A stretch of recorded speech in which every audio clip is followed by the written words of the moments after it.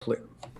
All right, now to the NFL draft, where Clemson quarterback Trevor Lawrence was drafted first overall, as expected, to the Jacksonville Jaguars. Four other quarterbacks left the board between picks 2 through 15, including Ohio State's Justin Fields, who ended up falling to 11th. The Chicago Bears, for tight end Kyle Pitts, was the first non quarterback off the board at the fourth pick to the Falcons. And the Panthers got the first defensive player at number 8 with South Carolina cornerback J.C. Horn. Drink, plenty to discuss here. Which teams do you think made out best in this draft? All right, so I had three teams that came out with a whopping A off the Ripski.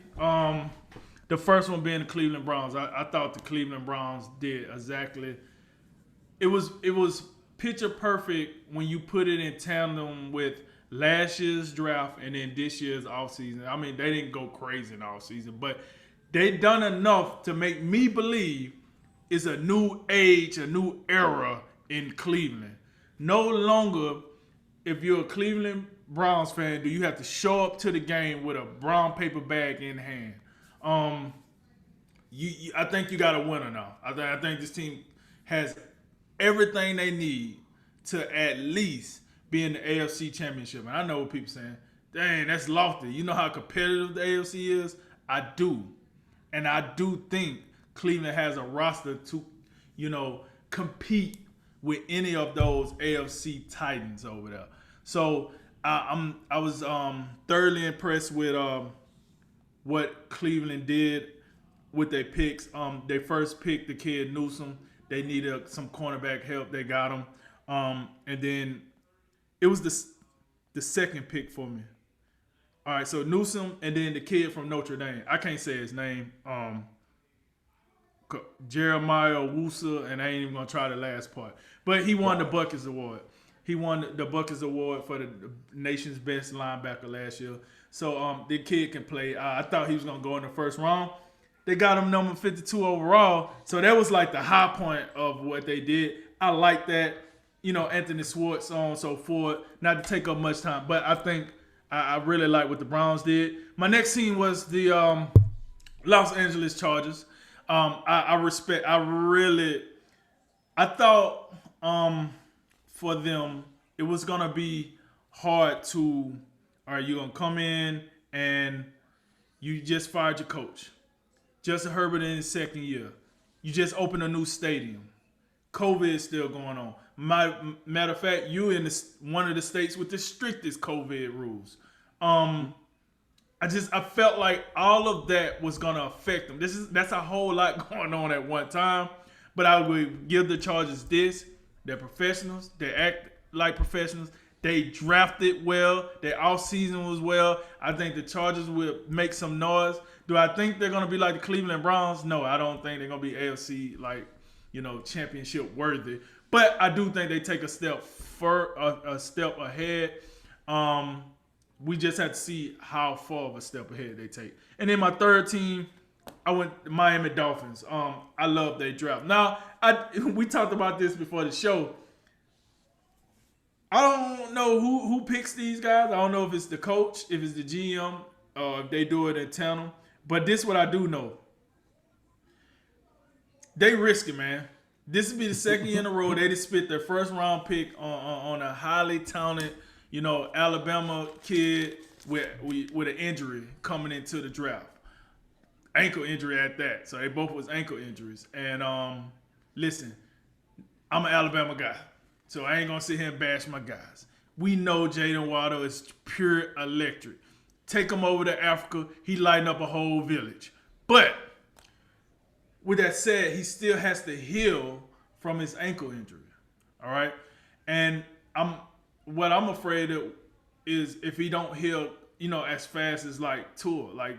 So if he doesn't get in motion, you see what happened with now quarterback and wide receiver, two different positions. I got it. You have to have your quarterback right. You can probably be okay without your wide receiver being 100%. And I got that. But still, you spent 2 first-round picks in back-to-back years playing risky ball like that. This is a very, very rough game. So that was very risky. However, I think an 80% Jalen Waddle he'll get the job done. He'll make some stuff happen. Would I like to see that? No, because the NFL ain't the game to try to come out here and gauge how much percentage. But I would like to see that.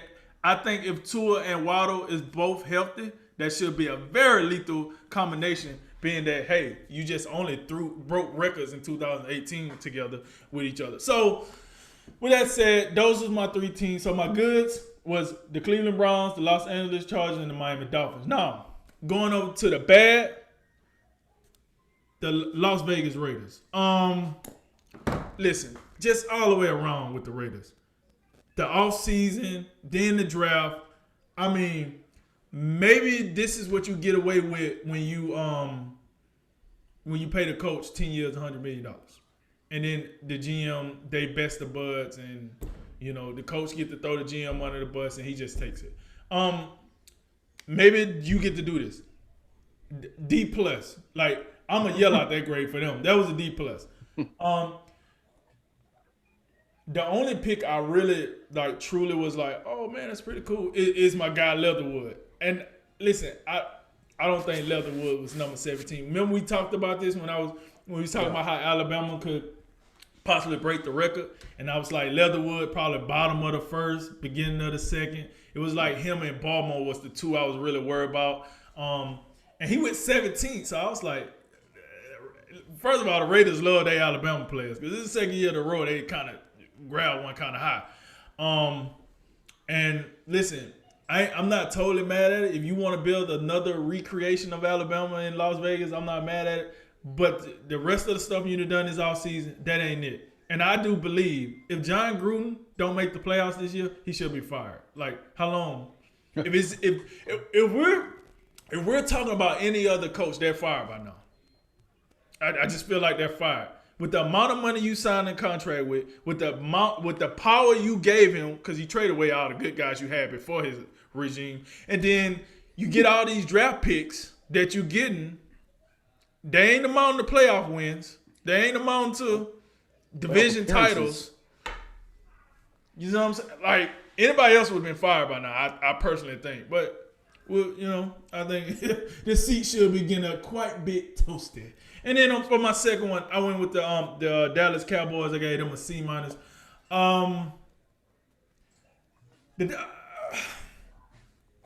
You traded back, and you did take, I think most people would say, the best linebacker in the draft. But you got lucky because he slid down because of character issues. Had he not slid down, I would love to know who they would have got. They wanted Surtain, he was off the board. They wanted Horn, he was off the board before Surtain because they traded. And then you traded with a divisional team. All right, whatever. I don't know what the Cowboys doing. But they traded, whatever. They got Parsons. I'm not mad at Parsons. Well, I start kind of looking at that draft like, it's their second pick. Kelvin Joseph. Listen, folks. I do a lot with college football. I know more about college football than I know about the NFL. I ain't going to fake the funk. I'm telling you right now. This Joseph kid got some talent, but he ain't much for competition. I'm just going to be real with you. If he gets to that facility and these cornerbacks are pretty good and he got to actually work, I don't know how it's going to work out. I just know he quit at LSU for whatever reason because he couldn't get on the field as much as he want. Went to Kentucky. If you can't start in Kentucky, what are you doing? And now, you're drafted in the second round, so on and so forth. So I wasn't overly excited about the Cowboys. I'm going to give you that. And then the Seattle Seahawks. And the only reason I got the Seahawks on here is just because those trades they made for the likes of Jamal Adams and what's the offensive lineman Brown. Yeah. Those picks, they only had three picks or 4 picks. Three. I'm gonna be real with you. It's hard to get a good grade with 3 picks. I don't know. Like they better be home run hitters when you only got 3 picks. So I wasn't like necessarily super upset with their 3 picks, but it's the fact that they got 3 picks. I'm sorry, and so I put them as because with the 3 picks, at least you got them a wide receiver. And then you got a cornerback, and then you got an offensive tackle. Look at that. They actually drafted an offensive tackle. Look at you, Seattle, but you still get a C- for the draft. But with that said, listen, those are my three my three goods was the Browns, Chargers, Dolphins. My three bads was the Raiders, Cowboys, and Seahawks. And one more thing I want to say, my 2 points that kind of flabbergasted me. One being Trey Lance going to the 49ers. I think that caught a lot of people off guard. I don't think no draft coverage I watched showed me enough tape to make me think that he was going to be the third pick. I mean, like, every other quarterback they talk about, they can show you tape for 3 years on these players. Trey Lance, they out here showing me a couple of games and a pro day. I mean, cool. Now, with that said, I do understand why San Francisco did what they did. If I was in their shoes, I might have would have drafted Lance too over Mac Jones, just so I don't have to deal with the chaos. You draft Mac Jones, you're gonna deal with the chaos. Now, Bill Belichick is a different type of guy. He can handle the chaos. I don't know if, Kyle, if that's what him and John want to deal with. So you go with Trey Lance, developmental quarterback, let Jimmy Garoppolo do his thing, and we'll see how that work out. And then my second part was I honestly thought Pat Surtain was going to be the first defensive player taken. J.C. Horn slid up there. I'm not overly mad. I think Surtain is the better player. And I would say this. Whatever argument you can use for Surtain, you could probably use for Horn. And I think that's why he went first. Because a lot of people are like, oh, Surtain played in the SEC. He's been a top corner all his career. He did this, he did that. You could probably say the same thing for J.C. Horn. He played in the SEC. He played top talent. He did, you know what I'm saying? Did he win championships? No, he didn't. But that's not necessarily what the NFL looks for when they look for players. How many championships you won? No, they want the player. So with that said, that was a bit of surprise. I'm not overly mad about it. So, yeah, man, that was my 8 takeaways from the draft. By the way, Seattle don't even bother with. They drafted an offensive tackle in the 6th round. That's how you know they're not serious. We got 3 picks. Whatever. We'll just spend offensive lineman named Stone Forsythe or something. Fire up the Google machines. All right. Didn't come nearly as prepared as you. That's okay. Just not grades and everything. I thought to go back to Dallas, I thought that I really liked the Parsons pitch. I thought there was an argument to be made that he was perhaps the best defensive player in the draft. And we know Dallas's defense really, really was atrocious last year. It wasn't good the year before. So they need a lot of help. I like their first, looking at 6 picks were defense. So got a little bit of that Carolina Panther feel. Just we know what we need. We know what side of the ball we need. To just throw all the picks over there. And I mean, Micah Parsons, if you can get Van Der Esch in there healthy and you can get Jalen Smith back to how he played before he signed his contract, then you very quickly, that looks like one of the best linebacking cores in football for what that's worth. Still doesn't solve everything. You still like to be a little bit better up front, and you still need help on the back end. But one of the things that caught my attention very early after we saw the 3 quarterback as we suspected we would, and then Atlanta probably went chalk, taking the best non-quarterback in the draft, Kyle Pitts. And then I thought Cincinnati had me scratching my head just a little bit because I understand Jamar Chase, how great he is. And you got to be great when you can sit out a full year and still get drafted 5th. So right. I get it. And we saw what he did in the LSU season where they won a national championship. But I just feel like, Penei Sewell was the pick there, and it was a deep wide receiver draft, similar to last year. I think you could have had an impact wide receiver in the 2nd round. Plus, I mean, T. Higgins, not like he can't play. They still have AJ Green. He can still play. Tyler Boyd. I don't feel like, am I wrong on that? I thought AJ Green signed with somebody else.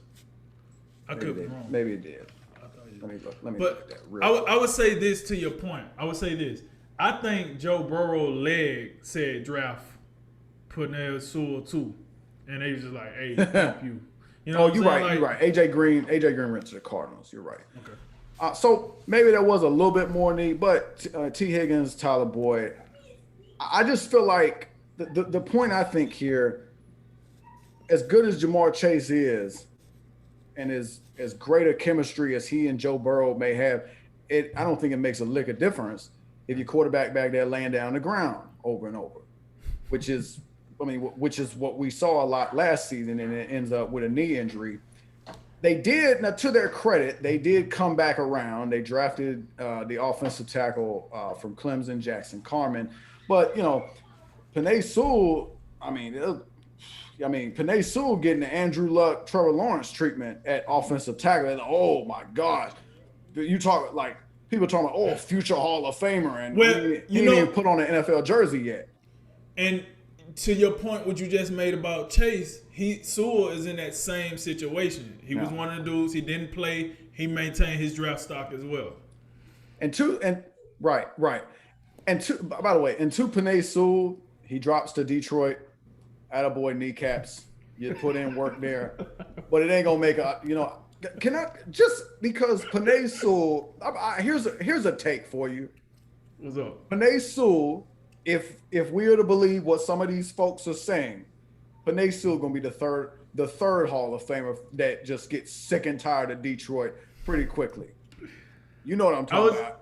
Barry and Calvin Johnson. I got you. You know what I'm saying? Between Dan Campbell and his grooming of Deuce Staley for the head coaching job somewhere else, and Jared Goff. Yeah, I can't imagine. Penei Sewell gonna be like, Jared, come on, man, like something.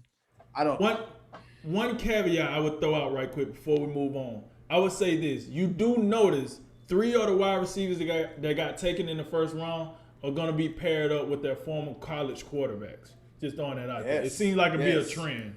That seemed like to be a trend. I like that, but like at the same time, I don't think it made as much sense for Cincinnati just because, like, God, they need help on the offensive line, and we just saw we know about Tua's injuries, but Joe Burrow, like, he didn't have injury problems until he went to Cincinnati and they couldn't block. So as much as like, I mean, I don't dislike the pick, and I think like from that perspective, like getting a former wide receiver used to play with, like I like that. And, Tua has one of his old receivers now, and so does Joe Burrow. But, I mean, I felt like it made more sense for Miami. I do like what Miami did. There is some risk to it. There's risk to Tua. There's little risk to Waddle, but they swing for the fences. The safe picks would have been Justin Herbert and Devontae Smith. I feel a little bad for Devontae Smith. Well, that's true. Jalen Hurts, Devontae Smith. That was the third combo you're looking at. Yeah. I don't. The Eagles just, God, they confusing me. How many trades do you need to make? They had the 6th pick, then they come down to 12, and then they move back up to 10. It's too much. I think it's just too much moving. That's what I think it is. So do you do any stocks? Have you ever bought and sold cryptocurrency? That's what the Eagles did. By the way, exactly what the Eagles did. I forgot to mention this. When I try to stay away from my phone on the show as much as possible. When we started talking about Lonzo and LeVar Ball, I try to look up Big Baller brand stock. I don't think it's available. Just see if, I'd like to put in a few. You want to buy some? Put in a few shekels on that, I like, but, Chicago, give them credit. The Mitchell Trubisky era is over. Thank the good Lord. We know I know it's COVID and all, but good luck, getting the public to come on in to watch Andy Dalton, it's over, and Nick Foles, who we know who can't play outside of Philly. So, hey, Justin Fields, I think it's at the 11th pick. That sounds like a bargain to me for a guy who at one point was the best player in the draft after Trevor Lawrence. I don't know. I would have been pretty happy if Denver would have taken him at the 9th pick. Speaking of Denver, nothing against Patrick Surtain. and I know we got to play Patrick Mahomes 20 times over the next decade. But dear God, how many corners do you need? We out there with Kyle Fuller, Ronald Darby, Bryce Callahan, and we drafted the guy from Iowa, Michael Ojemudia, and but we need Patrick Surtain too. It seems like a lot, and I feel like I would have liked to see us take Parsons. Would have been my pick to. I think him and Alexander Johnson. I like that a little bit better than Johnson and Josie Jewell. But I mean, Patrick Surtain, it's true. You need all the help at corner you can get it. Plus, you never know Bryce Callahan. He always hurt, So maybe it is a good pick in that respect. Beyond that, I do like the fact it's nice to be right. You will remember there were 2 picks that I suggested for a couple AFC North teams. One of them was Najee Harris. I said the Steelers should pick him and not think twice about it. They did. Thank you, Pittsburgh. And Baltimore, they drafted a wide receiver. They got little Rashad Bateman coming there. I recommend Rashad Bateman. I doubt Eric DeCosta and Kevin Colbert were listening, but I do appreciate them proving me right on this particular moment in time. I'm glad I only made 2 picks because you keep trying to guess picks, on further down the line. Probably going to be wrong a lot. I do think you're right about Cleveland. I'm gonna just call him Jeremiah from Notre Dame because I can't fool with that last name. There's a lot of names that this draft for names was like reading UFC Rapids from you. Like sometimes it's just questionable. You just dive right in and you don't know what to do with it. But that kid had according to what I'm looking at, he had a mid first round grade.